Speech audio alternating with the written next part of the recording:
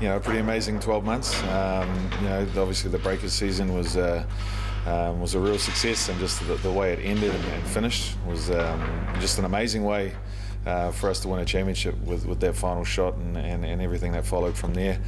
It's been a fun time, but it's great to be back down here in Southland. When I flew in here a couple of weeks ago, it really did feel like I was coming home. So I've loved my time here, and really looking forward to the season. All right, let's break those great events down and go back to that Breaker season. A major turnaround from the year before. You can't put it down to one player, can you? It's got to be more than that.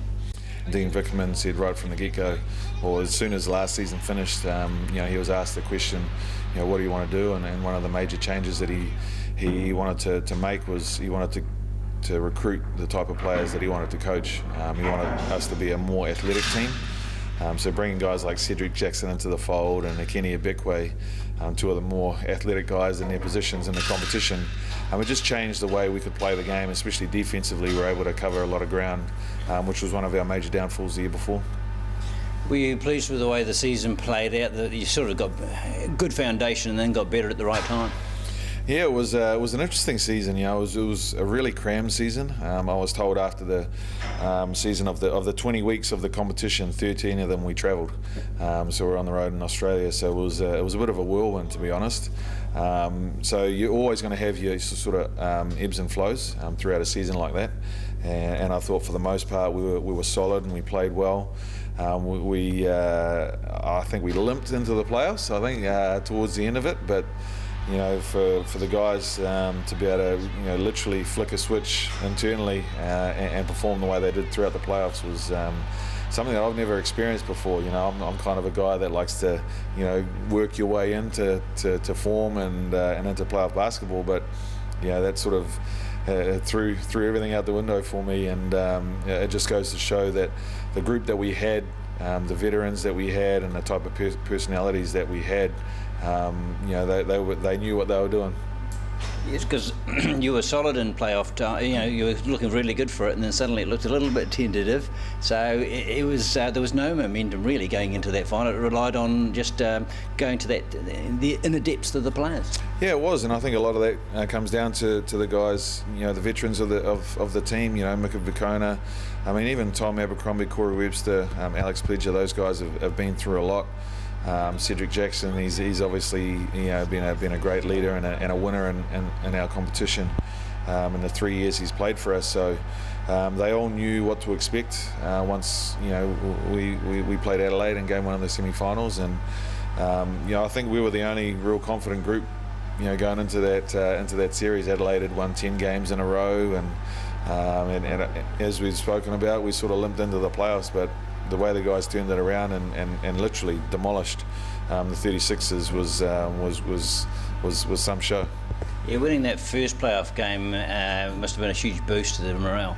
It was. I think for several reasons. The way that we played, the way that we had been playing, and seeing the difference, beating a team like Adelaide who'd won 10 in a row, and they were coming in, they were cocky and confident, and everyone was picking them to roll through and then going on and to win the championship. So for us to be able to really take that stand, I think that surprised them and shocked them.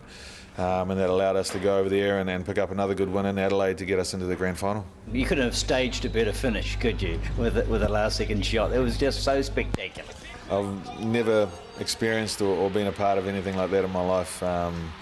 You see those game-winning shots, in the NBA, and I've been a part of game-winning shots before, but not for a championship. It's very rare that you see a game-winning shot to win the whole thing, and it was just an amazing experience. And we were, as a team, and me personally, you just spend the next few days just did that really just happen? It was a really cool part of our lives, and for us, for that particular group, and thousands of fans, it's going to be one of those memories that it's just cemented in your mind forever.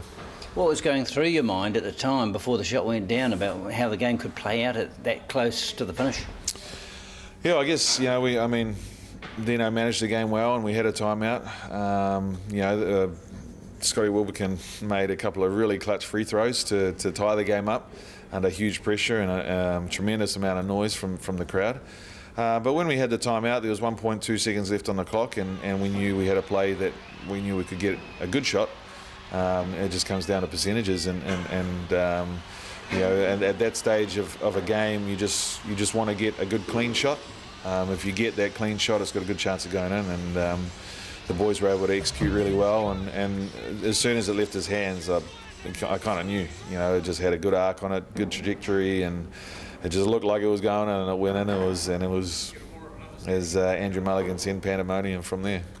It's a unique game in basketball when you're sitting there with 1.2 seconds to go and thinking we can still win this. Yeah, it's an amazing game, and games have been won with even less time on the clock. So from a time management point of view, 1.2 seconds is more than enough time to get a good shot off. So as I said, we knew we could get a shot off, and with his size and athleticism, just the way he elevates, even if a defender was in front of him, and his defender wasn't too far away, but for him to be able to elevate and just get a whole lot of separation, and you're not worrying about the defence, you can just really concentrate on your shot. Makes it a pretty good option. Breakers have had a lot of success in recent years. How did they rate it as a franchise, that particular game, the way it finished? Was it right up there with their very best achievement? Oh, look, you can't top the way that it was won, but every championship has its own special meaning. Going back to the first championship, second and third, each championship, you have to overcome certain hurdles and barriers and obstacles to be able to win. It's not easy to win. So that one is special in its own way. Obviously, it was Dino's win as a coach. First win as a head coach. We've got 4 of them now, and we still want more. All right, you go from one success to another because you're now leading the NBL because great win first up for the Sharks. Yeah, it was a good win. It was, as it always is, with the Australian League sort of, either overlapping or being so close. Pre-season isn't really a luxury that we get to have, and most teams are in the same boat. But the way this team has come together, some of the guys met for the first time, a week and a half ago at the pre-season tournament in Porirua, and just right from the get-go, they seemed to gel, and the chemistry was there right from the start. We've got a bunch of good guys, and the on-court chemistry is there, and we're a very well-balanced side. And I thought, at times during that pre-season tournament, and at times in the Jets game, they just made the game look really easy. So I think we've got potential to be a very good basketball team. When you're at home, you want to win all your games at home, and that's always a goal of probably most basketball teams, but definitely for us. We want to use this place as a fortress and a place where we can just keep that win column ticking over. So it was good to get that win, and as a coach, those first up wins where it's reasonably stress-free. To be able to win by, I think the final margin was 26. That's a pretty good effort. What's your assessment of the strength of the competition overall? There's been a little bit of shrinkage, but does that mean some good players have gone elsewhere and the team average strength is up? Yeah, I think the talent level has condensed, and I think there's going to be some really tight battles this year. The Super City Rangers up in Auckland have recruited unbelievably well. They've got a great side. Wellington are going to be very tough. I think Canterbury could be a bit of a dark horse. I think they've got some genuine size and some real talent there.